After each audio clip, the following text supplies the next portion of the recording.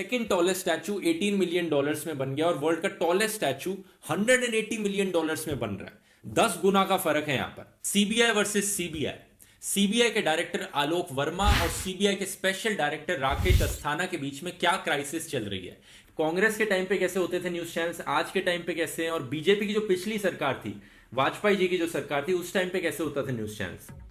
नमस्कार, मैं रवीश कुमार। पूरी दुनिया में झूठ एक नई चुनौती बनकर उभरा है। झूठ की दीवार हमारे आसपास रोज बड़ी होती जा रही है और चौड़ी भी। झूठ की इस दीवार को भेदना अब आसान नहीं। व्हाट्सएप यूनिवर्सिटी के जरिए रोजाना कई प्रकार के झूठ आप तक पहुंच रहे हैं। आप उन्हें विश्वास भी कर रहे हैं। उन पर धर्म, देश, रंग, जाति, व्यक्ति, योजना से लेकर इतिहास तक पर झूठ की नई परतें जमाई जा रही हैं।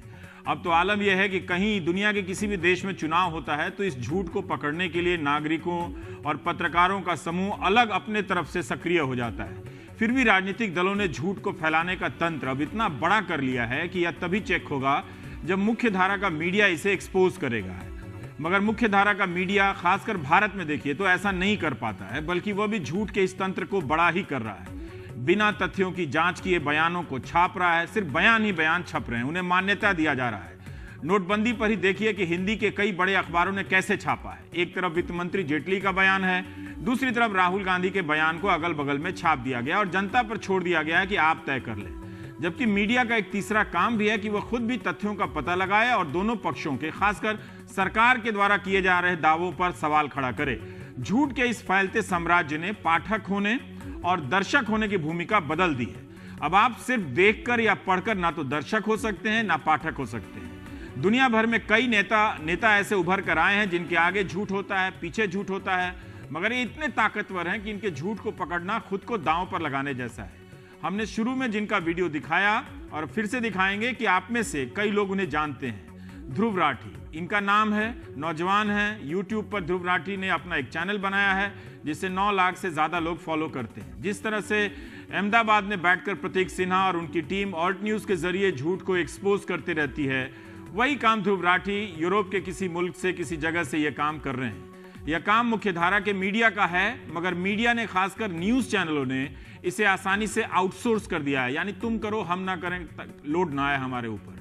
जो काम चैनलों का था वो अब प्रतीक और ध्रुव कर रहे हैं। यानी अब झूठ को पकड़ना है तो निजी रूप से जोखिम उठाइए। अमेरिका में वॉशिंगटन पोस्ट बाकायदा गिनती गिनता है कि राष्ट्रपति ट्रंप ने कितने दिनों में कितने झूठ बोले। 2 नवंबर को वॉशिंगटन पोस्ट ने खबर छापी थी कि राष्ट्रपति ट्रंप ने 649 दिनों के अपने कार्यकाल में 6420 झूठ या भरमाने वाले बयान दिए हैं। इसका औसत यह निकाला गया है कि राष्ट्रपति ट्रंप प्रतिदिन 5 झूठ या भरमाने वाली बात करते हैं। भारत में भी इसी तरह से झूठ की गिनती हो सकती थी, मगर जो गिनेगा उसी के दिन गिनती के रह जाएंगे। भारत में मुख्यधारा की मीडिया का बड़ा हिस्सा भले इस झूठ के साथ हो गया हो, मगर अब भी कुछ पत्रकार हैं, कुछ वेबसाइट हैं, एक आध सवा चैनल भी हैं जो झूठ को पकड़ रहे हैं। तो हम झूठ के खिलाफ अकेले खड़े ध्रुव राठी से बात करेंगे। ध्रुव राठी इन दिनों भारत में हैं, उनका स्वागत करते हैं, लेकिन पहले उनका एक छोटा सा आपको वीडियो दिखाते हैं।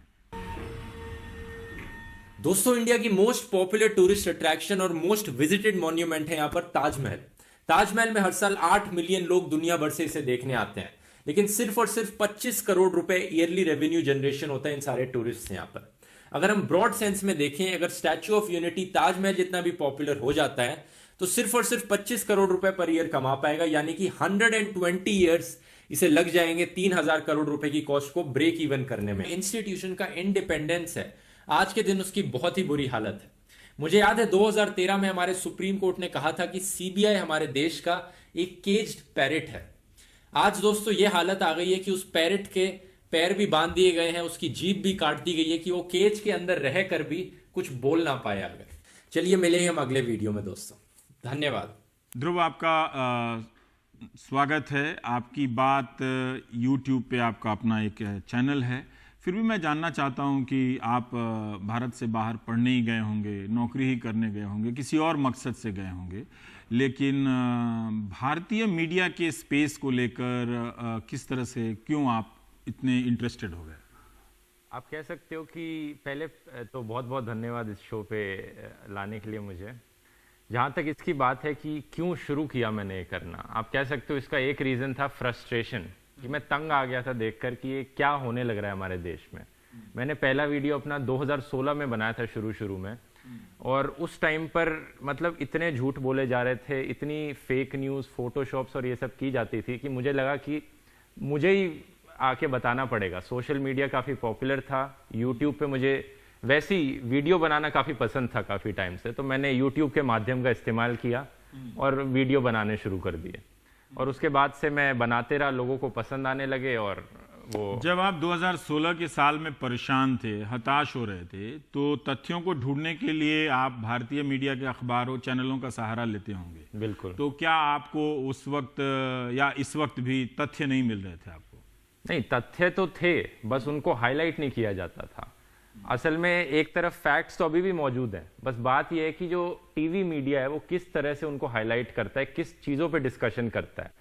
अब एक खबर यहाँ पे आती है कि फाइनेंस बिल ने करप्शन को लीगलाइज कर दिया है, और दूसरी तरफ कोई ऐसी फालतू की खबर आ जाती है कि राहुल गांधी ने ये बयान दिया, तो मेन स्ट्रीम मीडिया हमारा उस राहुल गांधी के बयान पे ज़्यादा टाइम लगाएगा और वो करप्शन को लीगलाइज करने वाली बात को इग्नोर कर देगा। जिसमें चंदा देने वाले का नाम जाहिर नहीं किया जाएगा, और फिर उसको बताया जाता है कि ये पारदर्शिता का उदाहरण है। नाम नहीं बताना भी पारदर्शिता है।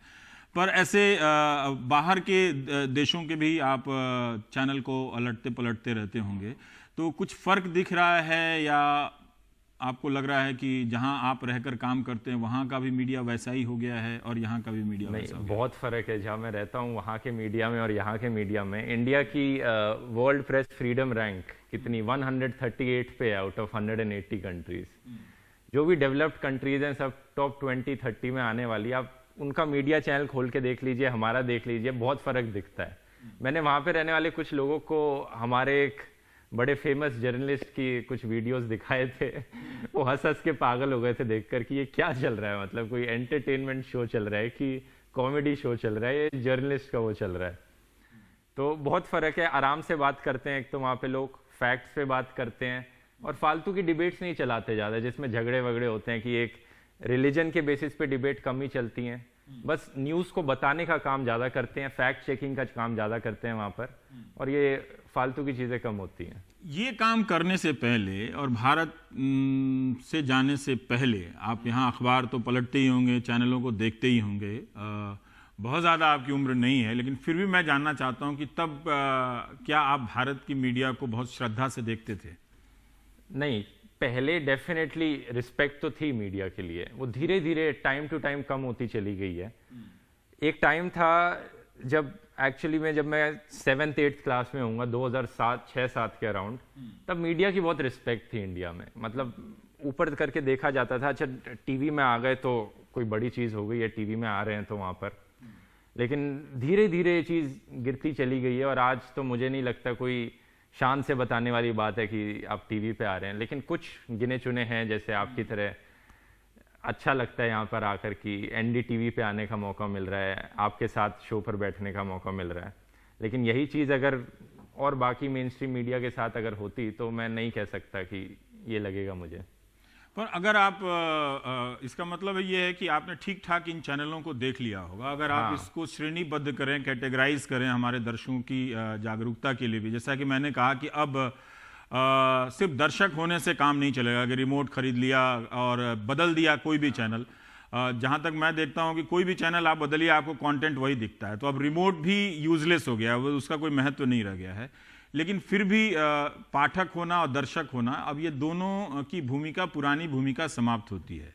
हम लोगों की भी एक भूमिका बदल रही है कि बहुत सारे संदर्भों को लेकर बात करना पड़ता है, तब जाके एक तस्वीर सेकेंडरी और तीसरे प्रकार के सोर्सेज से। लेकिन फिर भी क्या ज़्यादा बुराइयां आपको भारत के टेलीविज़न में आपको नजर आई कि ये नहीं होना चाहिए था? एक आपने दर्शकों की बात करी कि एक चीज़ तो है कि अब वक्त बदल गया है। एक समय होता था कि आपको न्यूज़ देखनी होती थी, आप टीवी खोलकर चैनल ऑन करते थे, जो न्यूज़ दिखा रही है वो आप देख लेते थे।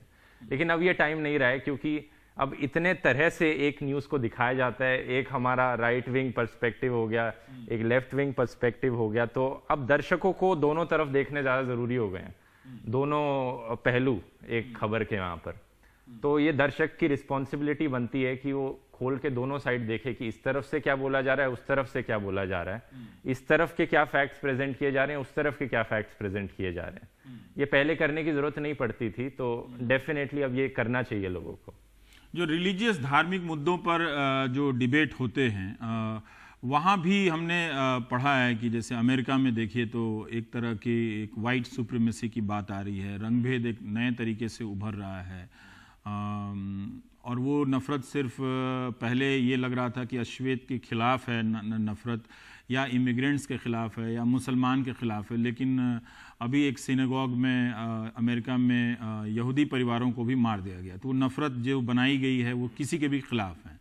पर मैं थोड़ा सा ये जानना चाहता हूँ कि भले वहाँ के टेलीविज़न में नहीं हो, पर वहाँ की पॉलिटिक्स में तो होगी ये बात, तभी जिस तरह से यहाँ की पॉलिटिक्स में है। इस चीज़ को आप कह सकते हो एक बबल्स कह सकते हो, इन्हें कहा जाता है कि ये पूरी दुनिया भर में दिख रहा है कि ये फॉर्म होने लग गए हैं।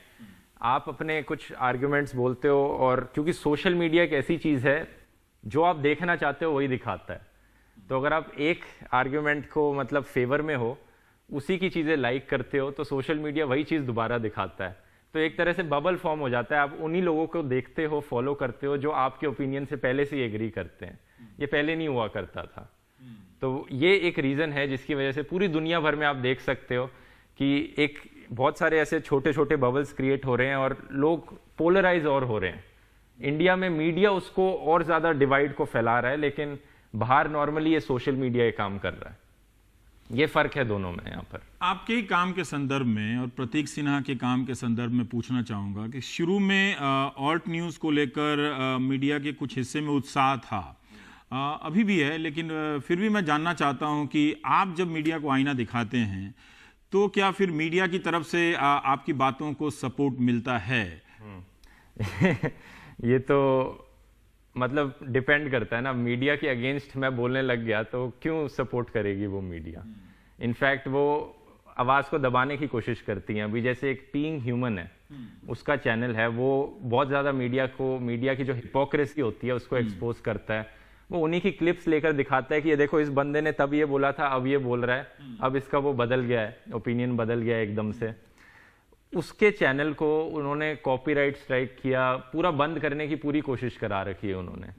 तो वो भी सेंसरशिप की कोशिश तो करी जाती है, मेरे साथ भी करी जाती है। ये एक नई चीज़ हो रही है आपके साथ भी कि जो आप वीडियो इस्तेमाल करके लोगों को दिखाते हैं कि फला एंकर ने ऐसे कहा, गलत कहा, या इस तरह से धार्मिक सांप्रदायिकता को भड़का रहा था, अब आप वो वीडियो इस्तेमाल कर पा रहे हैं या कॉपीराइट के बहाने उसको रोका जा रहा है? नहीं, अब मैंने पर्सनली अवॉइड कर दिया है कि मैं इन न्यूज़ चैनलों की क्लिप इस्तेमाल करूं, क्योंकि वो कॉपीराइट करके वीडियो हटा देंगे फिर, इसलिए मैं अब नहीं कर पाता है। तो फिर अब दूसरा रास्ता क्या बनता है कि अगर मेन स्ट्रीम मीडिया के हजार मंच एक झूठ को फैलाने लगें, सांप्रदायिकता को फैलाने लगें, और कोई दूसरा जो आप जैसे नागरिक के सिटीजन के प्लेटफॉर्म से खड़ा होकर क्वेश्चन कर रहे हैं, आपको उन सब सामग्रियों का इस्तेमाल ना करने दिया जाए, तो फिर क्या ये अभियान समाप्त हो जाएगा? नहीं, ये तो बिल्कुल नहीं होगा। ऑफिशियली अगर मैं पर्सनली कहूँ तो अपने चैनल पे नहीं डाल सकता, लेकिन लोगों तक बात पहुंचाने के और भी तरीके हैं। लोगों को मैं वीडियो दिखाऊंगा, लोगों को बोलूंगा तुम इस वीडियो को फैलाओ आगे, तो कितनों की आवाज़ दबाने की बंद करेंगे? ऐसे ये हो नहीं सकता। आपके साथ जो लोग आते हैं, जो लोग जुड़ते हैं, वो लोग भी आप ही की तरह बनते चले जाते हैं कि ये समझ पाते हैं कि हाँ ये काम करना चाहिए? हाँ, बहुत लोग हैं जिन्होंने इंस्पिरेशन लिए, जो मैं कर रहा हूँ वही चीज़ करने की कोशिश करी, और मैं उनकी मदद भी करने की कोशिश करता हूँ, क्योंकि बहुत लोगों की ज़रूरत है हमें देश में ऐसे जो उठकर आवाज़ उठाएं और क्रिटिसाइज करें, जो काम मीडिया नहीं कर पा रहा है उसको। तो आप खुद को, अपने आप को कैसे देखते हैं? एक पत्रकार के रूप में देखते हैं, मीडिया संस्थान के रूप में देखते हैं? मैं कहूँगा मैं खुद को एक यूट्यूबर के फॉर्म में पहले देखता हूँ, क्योंकि एक आर्ट के फॉर्म में ज़्यादा देखता हूँ इससे। एक आर्टिस्ट समझूंगा मैं अपने आप को कि मुझे वीडियोस बनाने पसंद है। वो अलग बात है कि ये वीडियोस मैं इस फील्ड में बनाता हूँ तो जर्नलिज्म से रिलेटेड हो गए, एक्टिविज्म से रिलेटेड हो गए, लेकिन इतना जर्नलिस्ट नहीं कह सकता मैं अपने आप को। कोई क्वालिफिकेशन नहीं है मेरी जर्नलिस्ट होने की। नहीं, क्वालिफिकेशन क्या होती है? मतलब आप अगर तथ्यों के पीछे जितनी दूर तक चलते चले जाएं, यही क्वालिफिकेशन है। पर एक मीडिया हाउस से जुड़े रहने की बात अलग होती है। जैसे आप अमेरिका में इस वक्त देख रहे हैं कि CNN के एकोस्टा ने राष्ट्रपति से सवाल किया, तो दूसरे संस्थानों के पत्रकार भी उनका सपोर्ट करते हैं।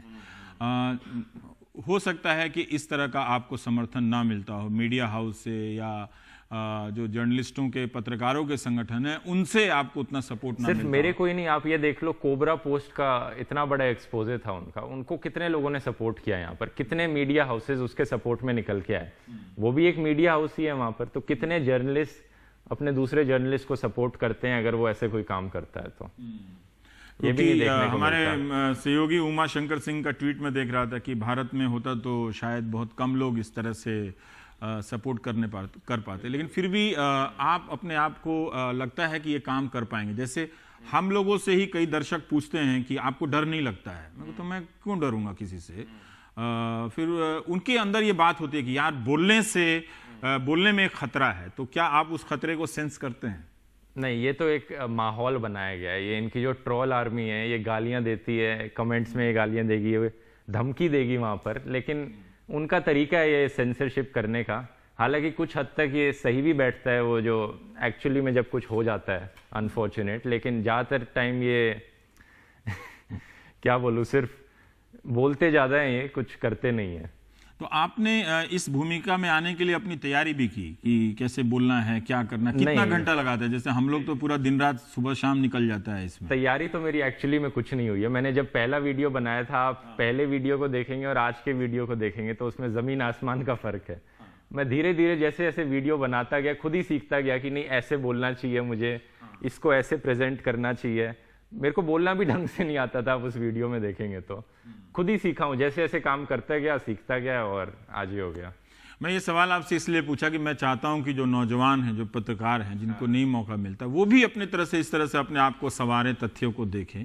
पर काफ़ी वक्त लगता होगा आपको किसी टॉपिक पे रिसर्च करने में, और फिर उसको वीडियो एडिटिंग खुद करते हैं या आपकी कोई टीम है? नहीं, मेरी कोई टीम नहीं है, मैं सभी काम खुद करता हूँ, रिसर्च भी खुद करता हूँ, एडिटिंग भी करता हूँ, और करीब करीब आप कह सकते हो 22 से 24 घंटे लग जाते हैं एक वीडियो को रिसर्च, एडिटिंग और रिलीज करने में। तो 24 घंटे 3 दिन में बांट लो या 2 दिन में बांट लो तो 2-3 दिन का समय लग जाता है आराम से। तो बहुत लोग जानना चाहते हैं कि आप कहाँ रहते हैं, तो मैं कहीं पढ़ रहा था कि आप बताना नहीं चाहते हैं, तो क्या ये उसका हिस्सा है कि महफूज रखने का, प्रोटेक्शन का एक हिस्सा है? बिल्कुल डेफिनेटली है, क्योंकि आप देख ही सकते हो आपके साथ किस तरह की धमकियाँ आती हैं, आपको अभिसार शर्मा को किस तरह की धमकियाँ आती हैं। जो भी सरकार के ऊपर सवाल उठाने की हिम्मत रखता है ये अपनी आर्मी भेज देते हैं उनके पीछे, तो इसलिए मैं इस चीज़ को छुपा कर रखना चाहता हूँ। एक धारा बनी थी कि सरकार की आलोचना नहीं करनी है, हाँ, प्रधानमंत्री की आलोचना नहीं करनी है। आप बाहर के मुल्कों में, हम तो यहाँ ट्रंप का देख रहे हैं उदाहरण, अगर उनका अगर समर्थक मीडिया है तो उतना ही सख्त और पावरफुल मीडिया भी है, लेकिन भारत में इतना बड़ा CNN जैसा या न्यूयॉर्क टाइम या वॉशिंगटन पोस्ट जैसा कोई इस तरह से क्वेश्चन करने वाला बड़ा संस्थान नहीं दिखता है, जबकि कभी कभी खबरें छप जाती हैं वहाँ भी।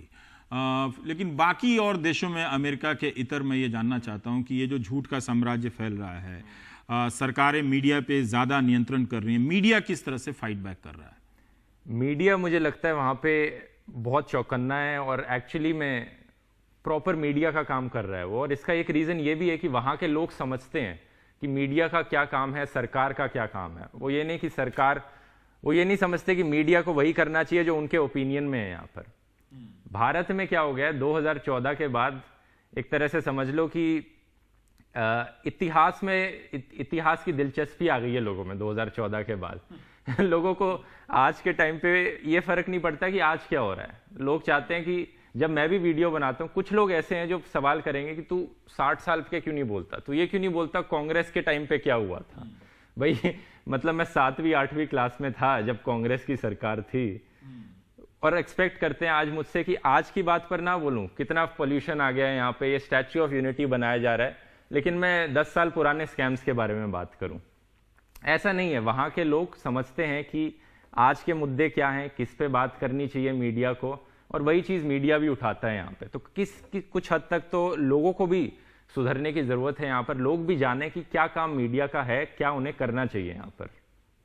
तो उससे पहले तो जो आप देख रहे हैं कि जैसे नोटबंदी का ही 1-2 साल का वक्त गुजरा, 8 नवंबर को, लेकिन ठीक ठीक लोगों को याद है कि कैसे बताया जा रहा था कि नोटबंदी में कोई जीपीएस लगा हुआ है नोट में, 2000 के नोट में, वो अगर कोई जमा करेगा तो इनकम टैक्स को उस जीपीएस से पता चल जाएगा। इस तरह की चीज़ें तो यहाँ अब आम होती जा रही हैं कि उसको आप जैसे प्रधानमंत्री ने ही बोला कि भगत सिंह जब जेल में थे तो कांग्रेस का कोई नेता नहीं मिलने गया, लेकिन आज तक उन्होंने उस पर अपनी सफाई नहीं दी और आज तक कोई बड़ा अखबार मतलब क्वेश्चन नहीं किया बड़ा से, और ख़ासकर हिंदी के अखबार जो हैं उसमें मैं देख रहा हूँ कि अकबर वाले प्रसंग में नहीं छापा गया। कोई हिम्मत ही नहीं रखता। मतलब प्रधानमंत्री इतनी बारी झूठ बोलते हैं कि मैं गिन गिन के थक जाऊंगा। 6000 जैसे ट्रम्प की गिनती हुई है, वैसे कोई आप मीटर नहीं बना सकते कि कैसे। मैं अकेला नहीं बना सकता, अकेला नहीं बना, मैं पूरा दिन लग जाएगा ये काम करने में। पर ये जो आपने एक तरह से